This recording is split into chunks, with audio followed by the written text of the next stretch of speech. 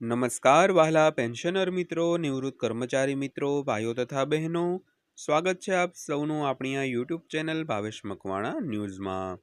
તો સૌથી પહેલાં બધાને જય શ્રી કૃષ્ણ, જય માતાજી, હર હર મહાદેવ। તો આજના વિડીયોમાં આપણે વાત કરવાના છીએ પેન્શનરોના હિતમાં આજરોજ તારીખ 21/1/2026ના રોજ બપોરે સુપ્રીમ કોર્ટે આપ્યો છે એક મહત્વનો ચુકાદો। તો હવે 62થી 74 વર્ષના પેન્શનરો માટે આ સુવિધા છે તે ખાસ પ્રકારની છે। તો ખાસ કરીને આજનો આ વિડીયો તમે અંત સુધી નિહાળી લેજો, એટલે બધી જ માહિતી તમને વ્યવસ્થિત રીતે સમજાઈ જાય। અને હજી સુધી જો આપણી આ ચેનલ તમે સબસ્ક્રાઈબ ન કરી હોય તો ડેઈલી આવી જ માહિતીઓ મેળવવા માટે આપણી આ યુટ્યુબ ચેનલ ખાસ કરીને સબસ્ક્રાઈબ કરી લેજો મિત્રો। તો થોડોક સપોર્ટ કરજો, જેથી અમે નવા વિડીયો તમારા માટે બનાવી શકીએ અને તમે સરળતાથી આપણા યુટ્યુબ ચેનલના માધ્યમથી માહિતગાર પણ થઈ શકો। તો કૃપા કરીને વિડીયોને એક લાઇક કરજો અને આપણી આ ચેનલ સબસ્ક્રાઈબ પણ કરી લેવા દિલથી નમ્ર વિનંતી। તો શરૂ કરીએ આજનો આ વિડીયો। તો સૌથી પહેલાં થોડીક વાત કરીએ તો 8મા પગાર પંચ વિશે। તો કેન્દ્ર સરકારના કર્મચારીઓ 8મા પગાર પંચની ભલામણોના અમલીકરણની રાહ જોઈ રહ્યા છે। તો 8મું પગાર પંચ હેઠળ કેન્દ્ર સરકારના કર્મચારીઓ માટે પગાર વધારો ફિટમેન્ટ ફેક્ટરને આધારે નક્કી કરવામાં આવશે। તો આ ફેક્ટરને આધારે ગ્રુપ એ, બી, સી અને ડી કર્મચારીઓને કેટલો લાભ મળશે તે સમજવું સરળ છે। તો ચાલો આજના સમાચારમાં તેની સંપૂર્ણ ગણતરીની વાત કરીએ। તો ખાસ કરીને હવે 8મું પગાર પંચ જે ટૂંક સમયમાં લાગુ થવા જઈ રહ્યું છે, તેને કારણે જે ગ્રુપ એ, બી, સી અને ડી આ ચારેય ગ્રુપના જે કર્મચારીઓ અને પેન્શનરો હોય તેમના પગાર પેન્શનમાં કેટલો વધારો થશે અને તેને કેટલો લાભ મળશે તે આજના વિડીયોમાં આપણે ચર્ચા કરવાના છીએ। તો વાત કરીએ કેન્દ્ર સરકારના કર્મચારીઓ 8મા પગાર પંચની ભલામણોના અમલીકરણની રાહ જોઈ રહ્યા છે।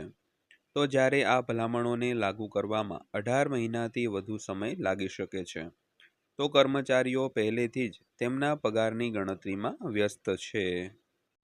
તો નવા પગાર પંચની મંજૂરી બાદ ગ્રુપ એ, બી, સી અને ડી કર્મચારીઓના મૂળ પગારમાં નોંધપાત્ર વધારો થવાની ધારણા છે।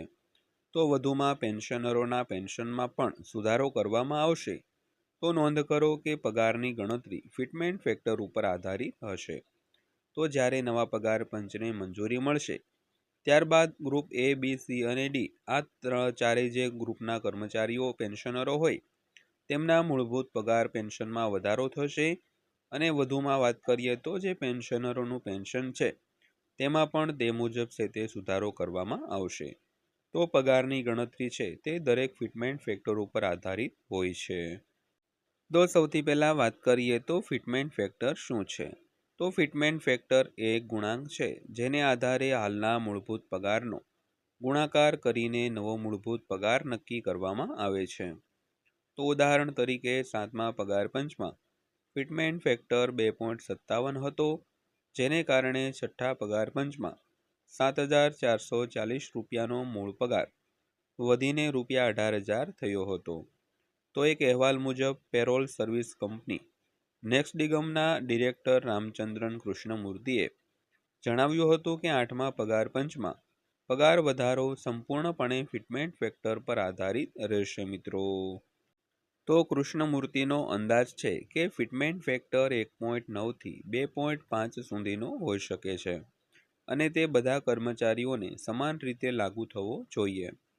તો Karma management global consulting solutions private લિમિટેડના એમડી પ્રતીક વૈદ પણ આવો જ મત ધરાવે છે। તો વૈદના મતે ફિટમેન્ટ ફેક્ટર 1.83 થી 2.46 સુધીનો હોઈ શકે છે, જોકે 2.57ના ફિટમેન્ટ ફેક્ટરને સંપૂર્ણપણે નકારી શકાય નહીં મિત્રો। ત્યારબાદ વાત કરીએ તો જો ફિટમેન્ટ ફેક્ટર 2.15 હોય તો શું થશે। તો લેવલ 1 એટલે કે ગ્રુપ ડી કર્મચારીઓનો વર્તમાન મૂળભૂત પગાર 18,000 રૂપિયાથી વધીને લગભગ 38,700 રૂપિયા થઈ શકે છે। તેમજ લેવલ 10 એટલે કે ગ્રુપ એ માં 56,100 રૂપિયાથી વધીને 1,20,615 રૂપિયા થઈ શકે છે। તેવી જ રીતે લેવલ 18ની વાત કરીએ તો સિનિયર મોસ્ટ ગ્રુપ એ તો તેમાં 2.5 લાખ રૂપિયાથી વધીને 5.37 લાખ રૂપિયા થઈ શકે છે। ત્યારબાદ વાત કરીએ તો જો ફિટમેન્ટ ફેક્ટર 2.57 હોય તો લેવલ 1નો પગાર ₹46,260 રૂપિયા થશે, તેમજ લેવલ 10ના કર્મચારીનો પગાર ₹1,44,177 રૂપિયા થશે। તેવી જ રીતે લેવલ 18ને ₹6,42,500 રૂપિયા સુધી પહોંચી શકે છે। તો જ્યારે ફિટમેન્ટ ફેક્ટર 2.86 હોય તો લેવલ 1નો બેઝિક પગાર ₹51,480 રૂપિયા, તેમજ લેવલ 10નો પગાર ₹1,60,446 રૂપિયા, તેમજ લેવલ 18નો પગાર ₹7,15,000 રૂપિયા સુધી પહોંચવાની ધારણા છે મિત્રો। તો મિત્રો આ હતી આજની માહિતી પસંદ આવી હોય, વિડીયો સારો લાગ્યો હોય તો વિડીયોને એક લાઇક કરી દેજો અને આવી જ માહિતીઓ માટે આપણી આ ચેનલ સબસ્ક્રાઈબ કરી લેજો।